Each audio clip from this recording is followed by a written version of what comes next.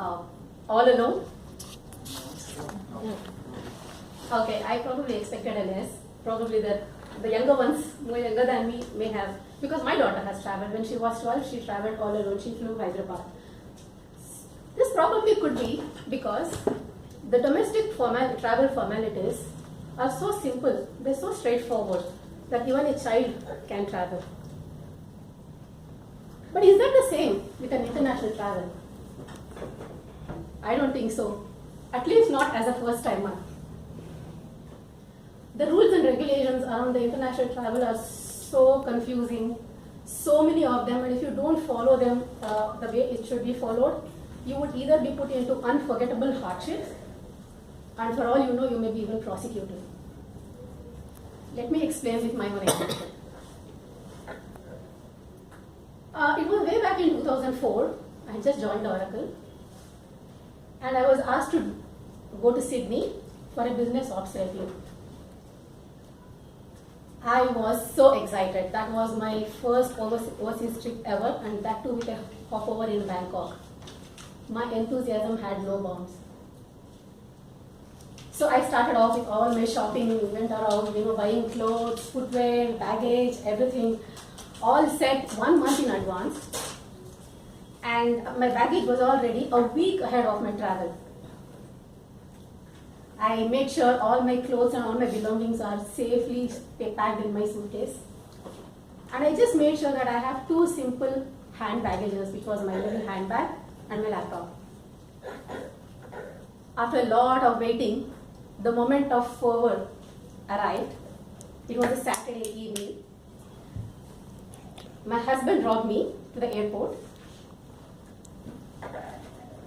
All the enthusiasm I had slowly gave way to a lot of anxiety. I controlled it though. I straight away went into the Thai Airways counter.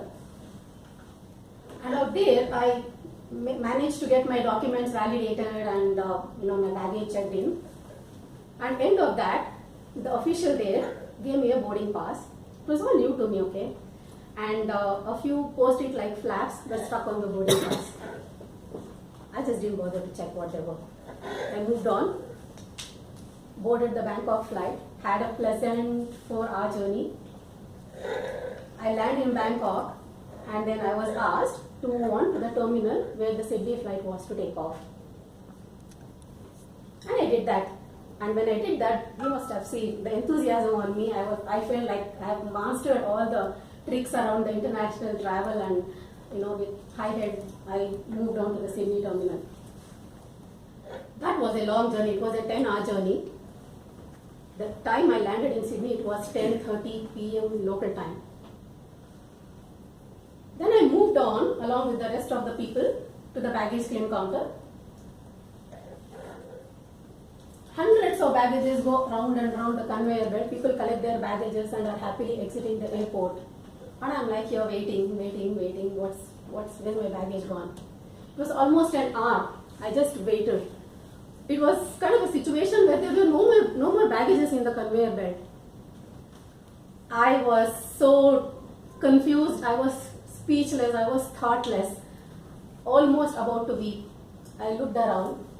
There was a gentleman there. He came up to me. He asked me if I needed help. And I said, yeah, I'm not finding my baggage here. Then he showed me the counter where I was supposed to go and check, and I did that. Those officials took like 15 to 20 minutes. I was made to wait. I was literally on thorns. And then they come back to me, and guess what? My baggage has traveled all the way to Seoul. I was in tears. I'm laughing now, but I was literally in tears. I just knew not what I was supposed to do. And those people were sort of convincing me that, no, you will get your baggage on time, don't worry, but you don't have an ETA. I controlled myself and somehow managed to reach the hotel, which was like 30-minute long journey. When I looked around, not a single soul on the road, because I believe Sydney closes down at 7 p.m. itself. All this while, the only thing going on in my mind is that what am I going to wear for my ops review tomorrow at 8 a.m.? I was in a crumpled jeans and mucky t-shirt and not in a condition to go out to the office. I asked a front desk operator there if there were any shops I could pick up some clothes. She just laughed at me. But I was so desperate, I just didn't know what I was supposed to do. I asked her, do you have a spare set of clothes? She was kind enough, she looks like she understood my pathetic situation. She went into the storeroom and got me an apron, which is a uniform, white colored one. I said, okay. And next day at 8 a.m. in the office, I'm in a crumpled jeans and a white colored apron like top. And when I explained this to my colleagues in Sydney, they were in splits.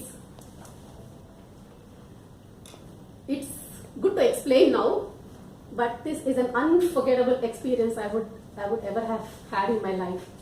So my dear friends, what I'm trying to tell you all is, if you have already ventured into an overseas travel, probably you have mastered, but if not, there are a few tips it would be better you follow. First and foremost, make sure you have a spare set of clothes, like you don't have any other baggage, which I did not have. Pack in your hand baggage. And number two, when you get into the check-in counter, make sure you check the slips that are given to you. So that the slips that are stuck on your boarding pass should exactly match with what is there on your baggage. And make sure each of the baggages have their check-in slips. This also is useful because in case, God forbid, if you miss your luggage, then these are the only documents people use for tracing your luggage bag. Third, last but not the least, do not panic. I panicked and I was almost about to get out of the airport without lodging a complaint. I did not do that, but I may have done that. So don't do that. When you before you exit the airport, make sure you lodge the complaint at the airport office. And make sure you take their contact numbers, because you will keep following up with them and you will be lost in a new city. You will not know whom to contact. And most important thing, the airport authorities are liable to compensate us if a baggage is lost. Remember that. I hope these tips were useful to you all. Wish you all happy traveling. Thank you.